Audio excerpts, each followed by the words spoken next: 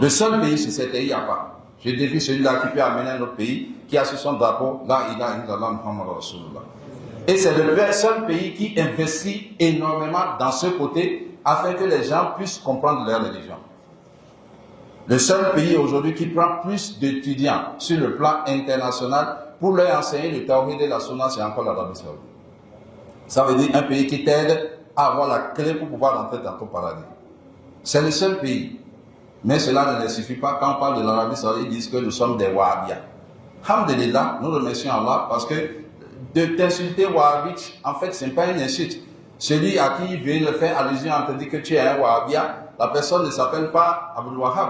Son nom, c'est Muhammad. Mais ils ne veulent pas dire vous êtes des Muhammadiyas. S'ils disent vous êtes des Muhammadiyas, ça veut dire qu'on parle du prophète Muhammad sallallahu alayhi wa sallam. C'est une promotion. Sinon, son nom même, c'est Muhammad ibn Abdul Wahhab. Donc, son nom même, c'est Muhammad, le fils d'Abdul Wahhab. Donc, nous insulter Wahhabia, ça veut dire qu'on nous insulte à travers le nom de son père. Parce qu'ils ne veulent pas dire Muhammad. Parce que le prophète sallallahu alayhi wa sallam s'appelle comment? Muhammad. Donc, ils ont évité cela. Mais en disant Wahhabia aussi, ils nous ont aidés aussi, car le nom Wahhabia, être Wahhabia, c'est même plus fort qu'être Muhammadien. Parce que c'est Allah qui est Al-Wahhab, le pourvoyeur. Donc, être le serviteur de Al-Wahhab, c'est une fierté. Donc, nous sommes fiers d'être le serviteur de Al-Wahhab. Nous sommes fiers d'être Wahhabites. Donc, il n'y a pas de problème. Nous allons toujours rêver. Nous allons toujours faire quoi? Amener la vérité pour que les gens comprennent, mes chers frères en islam. Donc, voilà l'effort déjà au niveau religieux que l'Arabie Saoudite est en train de faire. Maintenant, on va rentrer maintenant dans le domaine des aides. Et le pays, je ne vais pas prendre tous les pays, je vais prendre seulement l'exemple de la Palestine qui est ce qui est cher pour nous tous. qu'Allah donne la victoire aux Palestiniens. C'est ça qui nous donne, c'est ça qui est cher pour nous tous aujourd'hui et ça nous fait pleurer et nous prions matin, midi, soir afin que Allah subhanahu wa ta'ala exauce nos prières. Et Allah a déjà exaucé nos prières quand vous savez les derniers événements qui se sont passés sur Israël et tous les pays qui soutiennent le fait de tuer les Palestiniens. Je vais vous dire quelque chose, le feu qui a pris le vent et le feu qui a commencé en Israël la fois passée a créé plus de morts, plus de catastrophes que toutes les maisons des Palestiniens qu'ils ont cassées depuis 57 ans jusqu'à aujourd'hui. Même aux États-Unis, ce qui s'est passé, ils ne peuvent même pas imaginer. Mais c'est eux qui ont les médias, ils ne veulent pas que nous voyons cela pour que nous voyons que nos prières sont exaucées. Mais, alhamdulillah, ça là, nous savons que Allah subhanahu wa ta'ala n'a pas jeté la prière des musulmans.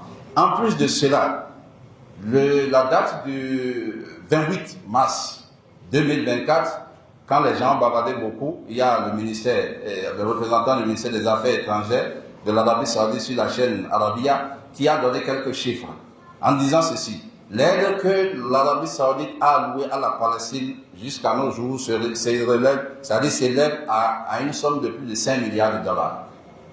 Il faut calculer ça en CFA. Vous qui avez des calculateurs ici, les zéros ne vont pas bloquer. C'est 5 milliards de dollars. Ça, c'est un. Le centre, la fondation du roi Salman, pour l'aide, pour des pays ou bien des peuples qui sont en difficulté, son centre personnel a alloué 565 millions de dollars à la Palestine. En plus de cela, vous avez l'aide à toutes les ONG humanitaires qui interviennent au niveau de la Palestine pour les aider. Ils les ont financés à hauteur de 105 millions de dollars et jusqu'à aujourd'hui, ça continue. En plus de cela, le centre qui vient au secours des réfugiés dans le Moyen-Orient, ils les ont alloué près de 1 milliard de dollars pour pouvoir aider les Palestiniens. Ce n'est pas fini. En plus de cela, des bâtiments ont été construits vers la frontière avec la Palestine pour recevoir des réfugiés, les loger gratuitement, les nourrir et permettre aux enfants de pouvoir faire quoi? De pouvoir étudier. Cela existe aujourd'hui. Le seul pays dont ils ont retrouvé certains soldats qui ont porté le treillis de leur pays, qui ont lutté avec les Palestiniens au front, c'est encore l'Arabie Saoudite, au point où l'ambassadeur de la Palestine en Arabie Saoudite a rendu visite à un parmi eux qui s'est blessé et ça a été filmé, c'est publié. Tout ce que je vous dis sont disponibles aujourd'hui, vous pouvez voir ça sur les réseaux sociaux, c'est plein. Mes chers frères, c'est peu seulement dans ce que je suis en train de dire.